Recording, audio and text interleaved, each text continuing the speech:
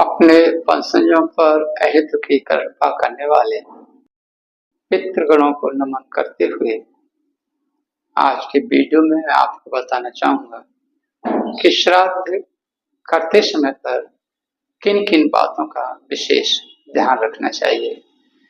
किसी भी प्रकार की गलतियां नहीं होनी चाहिए और किस तरह का व्यवहार करना चाहिए जिससे पितृगण असंतुष्ट न हो पाए।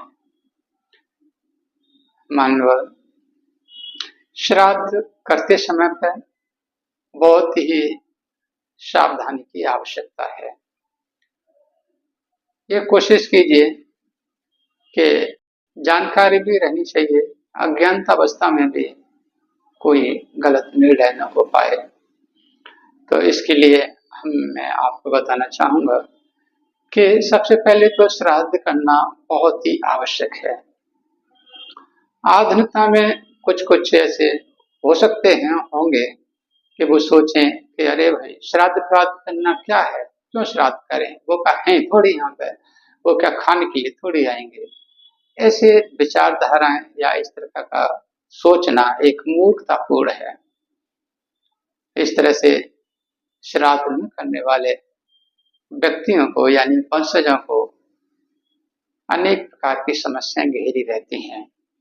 घर में रोग, क्लेश और आश्री शक्तियां, जिन्हें साधारण भाषा में भूत व्याधा वगैरह बोलते हैं, ये सब व्यापार का मंदा रहना या न चलना, गरीब धन का अभाव, ये सब गलत बातें यानी ये गलत दोष घर में घर कर जाते हैं। इसलिए एकदम यहाँ के रहने वाले सभी वंशज अशांत रहते हैं और शांत रहने के कारण पाप पर पाप, पाप पर पाप करते जाते हैं। फिर ये परेशान होकर के ज्योतिषियों के पास जाते हैं और ज्योतिषी जब पूछते हैं तो ज्योतिषी बस देख करके यही बताते हैं कि आप पर पितृ दोष लगा हुआ है, यानी पितृ रूठे हुए। फिर उनका मजबूरन उन्हें अनुष्ठान करना पड़ता है। इस सब से बचने के लिए घर में खुशहाली रहे, व्यापार अच्छा रहे, निरोग रहे, सब सुखी रहे, इसके लिए ये आवश्यक है कि पितरों का श्राद्ध निश्चित रूप से प्रेम पूर्वक अच्छी तरह से करना चाहिए। तो कोशिश कीजिए कि श्राद्ध में ये चीजें न आए। अगर आप आसन इस्तेमाल करते हैं, चौकी इस्तेमाल करते हैं, चौकी में किसी प्रकार की लोहा न लगा रहे, लोहे की कील न हो, चोवा न हो। श्राद्ध में लोहे के बर्तन का इस्तेमाल नहीं होना चाहिए। इसके अलावा भैंस का दूध, दही, ये चीज भी इस्तेमाल नहीं करनी चाहिए। लहसुन, प्याज, पालक, चौराई, ये सब नहीं होने चाहिए।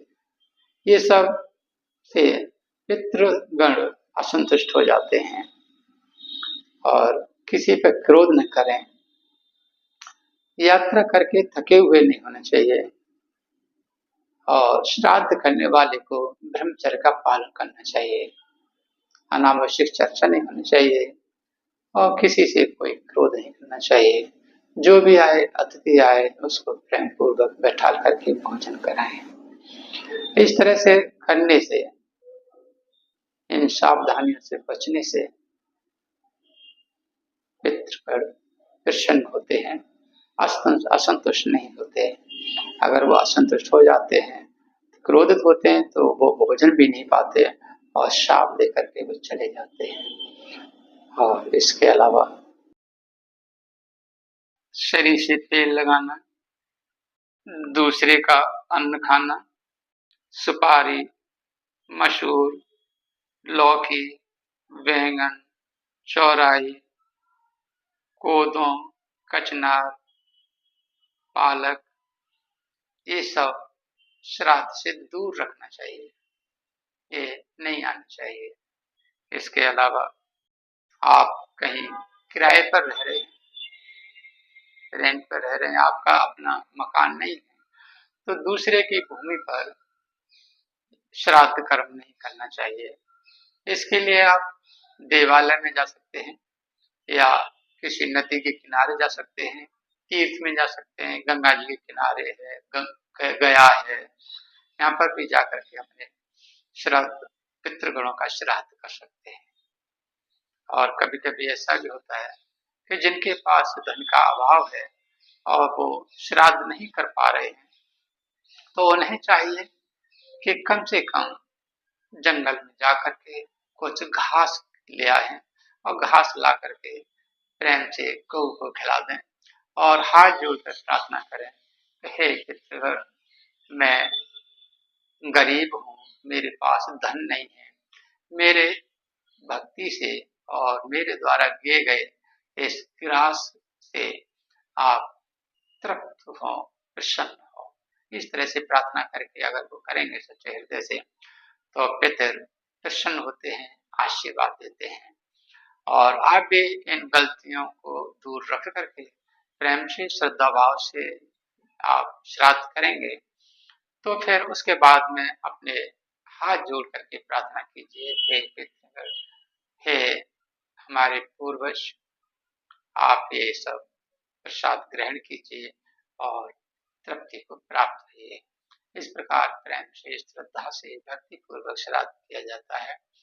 तमाम गलतियों से बचकर तो प्रसन्न होते हैं आपके पितृगण और आशीर्वाद की बौछार करते हैं, वर्षा करते हैं और आप कुशल सुखपूर्वक जीवन यापन करते हैं। आप यही प्रार्थना करते हैं।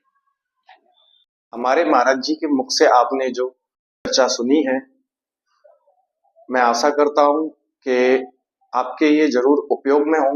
अगर आप हमारे चैनल से पहले से जुड़े हैं तो एक लाइक कर दीजिए और अगर नए आए हैं तो एक सब्सक्राइब भी कर दीजिए।